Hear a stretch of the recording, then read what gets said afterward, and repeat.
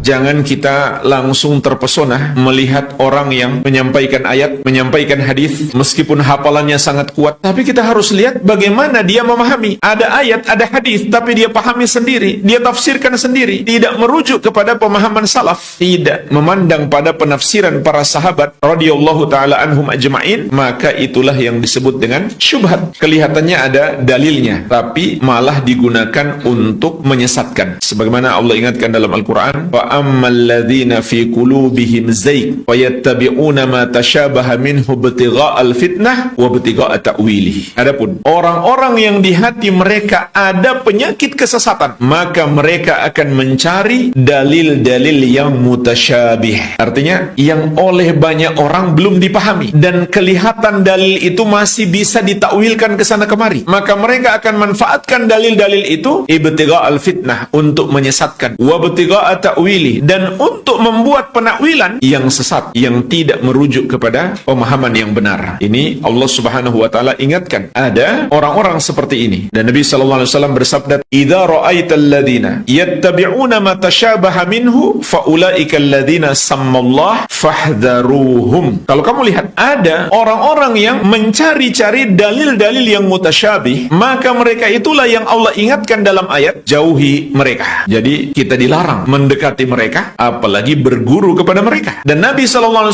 menyebut mereka adalah para da'i, du'atun ala abwabi jahannam. Mereka adalah para da'i yang menyeru ke pintu-pintu neraka jahannam. Barang siapa mengikuti mereka, niscaya mereka menjerumuskannya ke dalam neraka. Jadi hati-hati. Da'i, ustadz terbagi dua, yang mengajak ke surga dan mengajak ke neraka. Apa contoh dalil yang mutasyabih? Artinya yang masih belum jelas bagi sebagian orang, mereka belum paham hakikat maknanya. Mereka gunakan ayat yang di situ Allah menyebut dirinya dengan kami, seperti firman Allah Subhanahu wa taala, "Inna nahnu nazzalna dzikra wa inna lahu lahafidun." Sesungguhnya kamilah yang menurunkan Al-Qur'an dan kamilah yang akan menjaganya. Ini mereka manfaatkan lagi. Kami itu kan banyak, kata mereka. Kalau begitu, Allah itu, sesembahan itu sebenarnya banyak. Jadi nggak usah saling menyalahkan. Mau menyembah Allah dalam versi Islam, mau menyembah Allah dalam versi Nasrani, mau menyembah Allah dalam versi Yahudi, Hindu, Buddha, dan seterusnya, nggak usah saling menyalahkan. Karena Allah itu kan banyak. Padahal jemaah sekalian, sudah jelas Allah Subhanahu wa taala menegaskan, "Qul huwallahu ahad." Katakanlah, dialah Allah yang esa. Jadi mereka cari dalil yang masih bisa dibawa ke sana dan kemari, lalu mereka tinggalkan dalil yang sudah jelas. Maka di sini juga ada metode ahli sunnah untuk selamat dari jebakan dalil-dalil yang mutasyabih, yaitu raddul mutasyabih ilal muhkam, mengembalikan yang mutasyabih, yang belum jelas bagi kita maknanya, kepada yang muhkam, yang sudah jelas maknanya. Jadi kalau misalkan muncul keraguan pada kita karena membaca Allah menyebut dirinya dengan kami, jangan-jangan Allah banyak, ini kan keraguan. Gimana caranya kita selamat? Kembalikan kepada yang muhkam, yang sudah jelas. Karena sudah jelas Allah mengatakan, "Qul huwallahu ahad." Katakanlah, dialah Allah yang esa. Kalau begitu, makna kami di situ bukan bermakna banyak, karena nggak mungkin antara satu ayat dengan ayat yang lain bertentangan. Ternyata dalam bahasa Arab, jemaah sekalian, penyebutan kami tidak selalu bermakna banyak. Bisa jadi satu orang menyebut kami litasyrif, untuk pemuliaan. Kita juga sering mendengarkan di bahasa kita, orang memberi kata sambutan, "Kami berterima kasih," ya kan? Padahal dia satu orang, tapi dia sebut dirinya kami. Jadi hati-hati. Mereka akan berusaha mencari dalil-dalil untuk membenarkan kekufuran mereka. Sampai yang kufur yang paling sesat sekalipun, ternyata ada dalilnya. Tapi pemahamannya tidak sesuai dengan pemahaman para sahabat radhiyallahu taala anhum ajma'in. Al-Amwa, menemani ibadahmu juga hijrahmu.